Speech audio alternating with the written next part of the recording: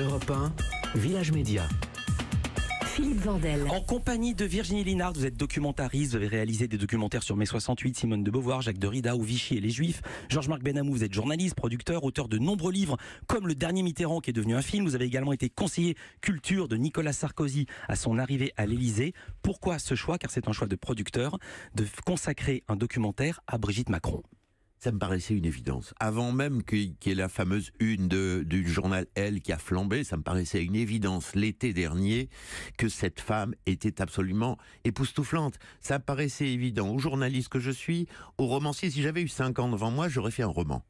Et comme j'avais pas 5 ans, j'en ai dit un mot de cette idée qui, à l'époque, il y a un an, me paraissait un peu dingue, à Dana Astier, qui est la grande patronne du documentaire français, et elle a percuté. Et ensemble, on a trouvé cette idée formidable de demander à Virginie Linhart, à une femme, enfin une femme, dans ce milieu de macho où les hommes règnent sur le documentaire politique, de poser son regard de talentueux, universel et aussi féminin sur ce sujet. Et c'est que du bonheur.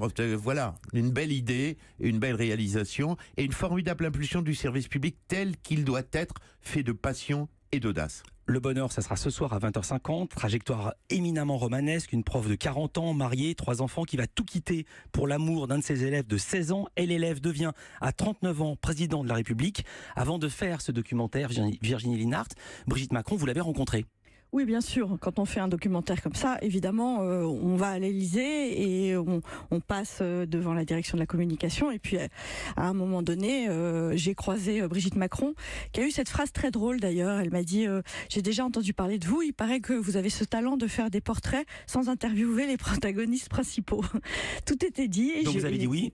Et donc elle ne parle pas dans votre doc. J'ai éclaté de rire et je lui ai dit évidemment, je préférerais que vous parliez. Et elle m'a dit eh bien moi non.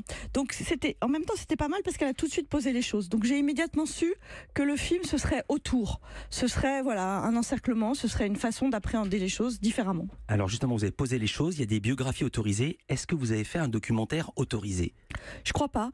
Je crois pas parce que... faire un documentaire autorisé, c'est faire un documentaire avec la communication politique. C'est-à-dire, si évidemment elle avait parlé, par exemple, si j'avais été admise à l'Élysée à la suivre en séquence, et si j'avais pu la suivre, par exemple, à l'étranger, comme il en avait été question à un moment donné, eh bien, oui, évidemment, le service de communication aurait demandé à voir le film avant la diffusion. Là, ils l'ont pas demandé. Là, non. Ce qui frappe en 1h30, l'admiration que suscite Brigitte Macron, la vôtre, et également celle des témoins que vous faites parler, pardon pour ce pléonasme, pas seulement des proches, florilège.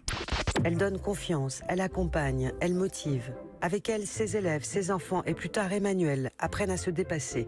Elle arrivait à créer au sein de la classe une espèce de symbiose, tout se passait vraiment très très bien. Après les spectacles, elle prend l'habitude d'emmener Emmanuel saluer les artistes en coulisses. Elle fait les premiers pas, complimente, séduit, son charme opère. Brigitte Macron se jette à l'eau et pose en maillot de bain en août 2016. C'est Mimi Marchand qui l'a convaincue. Quand on verra la beauté de tes jambes, on n'aura plus aucun doute sur la nature charnelle de votre relation. Elle a vraiment une espèce de filtre comme ça de séduction extrêmement fort. Elle arrive très souvent à attirer les suffrages.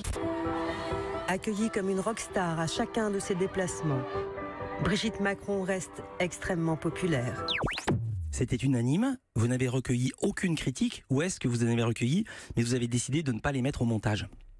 Ah non, pas du tout. Je suis pas tout à fait d'accord. Pas du tout quoi aucune critique. Non, j'ai pas recueilli de critiques fondamentales. Après, je pense pas que le film soit géographique. Je pense que le film déconstruit un peu cette histoire, ce personnage, dit des choses assez justes aussi sur l'ambition de ce couple. Non mais ma question c'était, personne n'a dit du mal d'elle, en même temps, les gens qui parlaient étaient autorisés par elle. Il y avait un saut, il y avait une sorte d'imprimatur. Ça dépend qui. Évidemment que quand on interviewe Tiffaine Ozière, sa fille, ou quand on interviewe ses 2 meilleurs amis, il y a eu un SMS à Brigitte Macron. Est-ce que je peux parler à Virginie Linhart? Après, tous les gens que j'ai rencontrés dans le village de Truchtersheim, un nom que vous adorez, Oui. Philippe, mais aussi à Amiens, où les élèves, etc. Voilà, et personne n'a demandé l'autorisation à Brigitte de parler. Je crois que ce qui est important de dire, c'est que c'est un portrait, mais c'est pas un portrait d'actualité politique, parce que moi, ce qui m'intéressait avec Georges Marc, c'était le romanesque de l'histoire. Exactement, C'était vous ne donnez l'itinéraire. même pas le score de l'élection. Alors vous avez travaillé en remontant aux sources, en enquêtant en province, à Amiens, en Alsace, vous avez retrouvé ses proches, ses amis d'enfance, vous l'avez dit. Sa fille Tiffaine parle pour la première fois, on va l'entendre. Elle parle de l'amour de sa maman pour ce jeune Emmanuel. Moi, si je devais donner une vision de l'amour, c'est Emmanuel et ma maman. Quand ils sont ensemble, c'est presque comme si le monde n'existait pas. C'est très personnel ce que vous avez obtenu là d'elle. Oui, vraiment, c'est très personnel. Et en même temps... Je vous explique parce que c'était marrant quand je l'ai eu au téléphone. Elle m'a dit, elle est comme sa mère, elle est assez cash. Elle m'a dit, je suis ok pour le principe de l'interview, mais je répondrai pas aux questions auxquelles je veux pas répondre. Je lui ai dit, mais c'est pas du tout mon habitude. Vous savez, moi, je suis documentariste, je suis pas flic. Donc, on a fait une très longue interview. On a fait une interview de plus d'1 heure. Et à la fin, c'était marrant. J'ai dit couper, et j'ai vu qu'elle faisait. Voilà, donc ça lui était jamais arrivé de parler aussi longtemps. Elle raconte également des détails très personnels sur le grand absent de ce documentaire, son papa, le premier mari de Brigitte Macron, André-Louis Ozière. Avez-vous cherché à le rencontrer, parce qu'il n'est pas dans ce documentaire? Non, j'ai pas cherché à le rencontrer.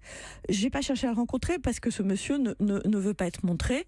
Et moi, c'est pas mon travail. Je suis pas un paparazzi, je suis pas le Daily Mirror.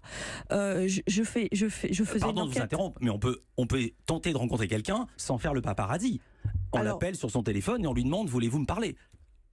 Bon, quand on travaille sur un sujet comme ça, on construit un peu son sujet. Si Monsieur Ozière avait voulu parler, avait voulu se montrer, ça se saurait. Voilà, il m'aurait pas attendu. Donc c'est évident, et moi je comprends très bien qu'on n'ait pas du tout envie, étant donné cette histoire qui est quand même assez curieuse, assez hors norme, tout d'un coup d'être celui pour lequel on est parti. D'un mot, il y a des images extraordinaires, des images d'archives, des films Super 8, ils sont authentiques, pardon de vous poser cette question-là, ils sont tellement beaux parfois on n'y croit pas. Ce sont les vrais films Super 8 de la famille de Brigitte Macron, la famille Trogneux. Faut regarder ce soir sur Non mais France est-ce qu'ils 3. ont été reconstruits ou pas? Il faut regarder France 3. Vous faites un oui, vous n'osez pas répondre. Vous savez quoi? Vous allez pouvoir faire. Je vais vous laisser souffler. On se retrouve avec Virginie Lénart et Georges-Marc Benamou. On a encore plein de choses à dire sur ce documentaire.